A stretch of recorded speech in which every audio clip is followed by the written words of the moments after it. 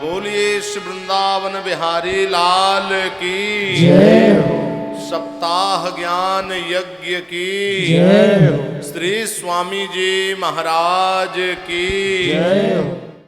कल की कथा में आप लोगों ने श्रवण किया, श्री सुखदेव स्वामी जी का आगमन हुआ और राजा परीक्षित ने सुखदेव स्वामी जी के चरण कमल में प्रणाम किया और प्रणाम करके परीक्षित ने कहा कि अतः पृच्छामि संसिद्धिम जोगिनाम परमं गुरुम पुरुषस्येह जत कार्यम म्रियमाणस्य सर्वथा। हरे नमः। देखो परीक्षित कह रहे हैं कि अतः पृच्छामि संसिद्धिम जोगिनाम परमं गुरुम, हे योगियों के परम गुरु, परम आचार्य व्यासनंदन परमहंस मुनिराज श्री सुखदेव स्वामी जी, आप कृपा करो महाराज, और कृपा करके दया करके आप हमको ये बताओ कि जिस मनुष्य की आयु बहुत थोड़ी रह गई है, जो मनुष्य बहुत से थोड़े समय में अपना कल्याण चाहता है, आत्म कल्याण के लिए उस मनुष्य को किसके नाम का जप करना चाहिए, किसका स्मरण करना चाहिए और किसका त्याग करना चाहिए, आप कृपा करके हमको बताओ। तो परीक्षित के इस प्रश्न को सुनकर के सुखदेव स्वामी जी बोले कि महाराज, वरीयाने सते प्रश्नः कृतो लोकहितं नृप आत्मवित्सम्मतः पुंसां श्रोतव्यः दिसुजः परः। हरे नमः। कि वरीयानेस ते प्रश्नः। देखो सुखदेव स्वामी जी अभी राजा परीक्षित को कथा सुनाना प्रारंभ नहीं किए। सुखदेव स्वामी जी आए, परीक्षित पूछ लिए कुछ और उसको बता रहे हैं, अभी कथा प्रारंभ नहीं की है। परीक्षित पूछे, सुखदेव स्वामी जी बोले, परीक्षित वरीयानेस ते प्रश्नः, महाराज आपका जो ये प्रश्न है बहुत ही श्रेष्ठ है, बहुत ही उत्तम है।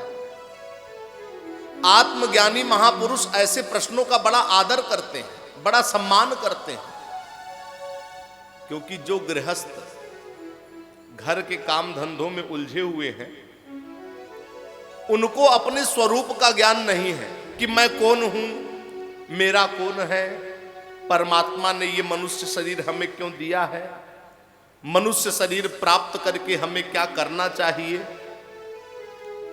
ये ज्ञान ना होने के कारण मनुष्यों की सारी उम्र सांसारिक कर्मों को करते हुए बीत जाती। सुखदेव स्वामी जी कह रहे हैं कि महाराज परीक्षित, यदि ये मनुष्य पूर्ण सुख चाहता है, पूर्ण आनंद चाहता है, पूर्ण रूप से निर्भयता को प्राप्त करना चाहता है, तो राधिका कांत गोलोक बिहारी कमल नयन भगवान श्री कृष्ण के चरण कमल में इस मनुष्य को अपने मन को लगा देना चाहिए। लेकिन ये अभागा मनुष्य ऐसा नहीं करता, भगवान के चरण कमल में प्रेम नहीं करता, और जिन कुल कुटुंबियों के पीछे अपने आयु को नष्ट कर डालता है, अंत में वो सब काम में भी नहीं आते, क्योंकि उनका स्वार्थ के लिए बनावटी प्रेम रहता है, यथार्थ में प्रेम नहीं रहता।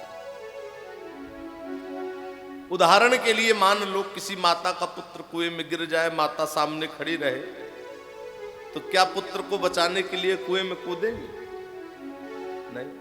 अब किसी पिता का पुत्र धधकती हुई अग्नि की ज्वाला में पड़ जाए, पिता सामने खड़ा रहे, तो क्या पुत्र को बचाने के लिए कूदेगा? नहीं। भले प्रयास करेगा लेकिन कूदेगा नहीं। लेकिन अगर भगवान का कोई भक्त कुएं में गिर जाए, अग्नि की ज्वाला में पड़ जाए, तो भगवान अपने उस भक्त की रक्षा करते हैं। उदाहरण के लिए देखो, जिस समय भक्त प्रहलाद को धधकती हुई अग्नि की ज्वाला में बैठाया गया, और कोई दूसरा उसको बैठाने वाला नहीं था, उसका पिता ही था, क्योंकि जिस समय स्वार्थ में कमी आ जाती है उस समय सभी एक दूसरे के शत्रु बन जाते हैं। तो उस समय भगवान अंतरंग रूप से अग्नि की ज्वाला में प्रवेश हुए और अपने भक्त प्रहलाद की रक्षा की। ऐसे ही श्रोताओं, भक्तमाल में एक कथा आती है, सूरदास जी एक बार कुएं में गिर गए, 7 दिन तक गिरे रहे। कितने दिन तक गिरे रहे? अब कोई निकालने के लिए जाता था, कहते थे कोई जरूरत नहीं है, जो भगवान गिराए हैं वही आके निकालेंगे तब निकलूंगा मैं, नहीं तो मैं निकलने वाला नहीं हूं। भगवान से नहीं रहा गया तो भगवान 7वें दिन कुएं में प्रकट हो गए। अब बोले सूरदास हट क्यों कर लिए हो, जिद क्यों कर लिए हो, मैं तुमको निकालने के लिए आ गया हूं। ऐसा बोले भगवान अपने कर कमल से सूरदास की भुजा को पकड़े और कुएं से बाहर निकाल दिए। तो श्रोताओं, भगवान के कर कमलों का स्पर्श मात्र होने से सूरदास जी को ब्रह्मानंद की प्राप्ति हो गई, दिव्य आनंद की प्राप्ति हो गई। तो सूरदास जी अपने मन में सोचे कि वाह, जिन भगवान के कर कमलों का स्पर्श मात्र होने से मेरे को दिव्य आनंद की प्राप्ति हो गई, अगर आज कहीं मेरे नेत्र होते और मैं अपने नेत्र से भगवान के उस सुंदर स्वरूप को देखता तो मेरा जीवन तो सफल हो जाता, मेरा जीवन तो धन्य हो जाता। तो श्रोताओं, भाववश्य भगवान सुख निधान करुणा अयन, बिना प्रेम रीझै नहीं तुलसी नंद किशोर। भगवान तो भाव के भूखे हैं, भगवान से नहीं रहा गया। राधा महारानी को साथ में लिए, जहां सूरदास जी बैठ के सोच रहे थे ऐसा, वहीं प्रकट हो गए और सूरदास की परिक्रमा करने लगे भगवान। तो राधा महारानी अपने चरण से ठोकर मारी सूरदास जी को, एक बार ठोकर मारी, 2 बार ठोकर मारी और बोली सूरदास व्यर्थ में क्यों बैठे हो, कुछ गा के सुनाते क्यों नहीं हो। श्याम सुंदर से नहीं रहा गया। भगवान श्याम सुंदर बोले कि ब्रजेश्वरी राधे, ये जो तुम बार बार सूरदास को अपनी चरण से ठोकर मार रही हो ना, कहीं ये तुम्हारे चरण को पकड़ लेगा तो छोड़ेगा नहीं। सूरदास जी बोले वाह प्रभु, आप मेरे को इशारा कर रहे हो कि सूरदास अगर मेरा दर्शन चाहते हो तो इन्हीं पांव पकड़ो राधा महारानी का, क्योंकि बिना राधा महारानी के कृपा के श्याम सुंदर की कृपा नहीं। सूरदास जी बोले अगर अब ठोकर मारेंगी तो इनके चरण को पकड़ लो। श्रोताओ, जब तक राधा महारानी कृपा नहीं करेंगे तब तक श्याम सुंदर की कृपा नहीं। तभी तो कहा गया अनाराध्य राधा पदाम्भोज जुग्म मनासित वृंदाटवी तत्पदांकम असंभास तद्भाव गंभीर चित्तान कुतः श्याम सिंधो रसस्यावगाः। देखो, भगवान श्याम सुंदर की कृपा चाहते हो तो राधा महारानी के चरण कमल में अपने मन को लगा दो और अपने मुख से निरंतर राधे राधे गाते रहो, श्याम सुंदर की कृपा हो। सूरदास जी बोले कि अब ठोकर मारेंगे तो इनके चरण को पकड़ लूंगा, मैं छोड़ूंगा नहीं। तो राधा महारानी फिर ठोकर मारी सूरदास जी को, और इस बार सूरदास जी राधा महारानी के चरण को पकड़ लिए और राधा महारानी तो राधा महारानी ठहरी, झटका दी जोर से, सूरदास के हाथ से पांव छूट गया। लेकिन सूरदास जी चरण पकड़ लिए हैं तो कृपा तो होनी ही होनी है। कृपा हो गई। कैसे कृपा हुई? राधा महारानी के पांव की पायल सूरदास जी के हाथ में रह गई। राधा महारानी बोली सूरदास मेरी पायल वापस करो। तो सूरदास जी बोले कि ब्रजेश्वरी राधे, मेरे नेत्र में तो प्रकाश है नहीं, मैं कैसे मान लूं कि आप राधा महारानी हैं। तो राधा महारानी बोली देखो सूरदास, मेरी पायल जल्दी वापस करो, मेरे को वृंदावन में रासलीला में शामिल होना है। तो सूरदास जी बोले कि मेरे नेत्र में प्रकाश है नहीं, और जब तक मैं देख नहीं लेता कि आप ही राधा महारानी हैं, तब तक मैं पायल देने वाला। तो राधा महारानी बोली ठीक है, मैं आशीर्वाद देती हूं तुम्हारे नेत्र में प्रकाश आ जाए और तुम देख लो कि मैं ही राधा महारानी हूं। बताओ,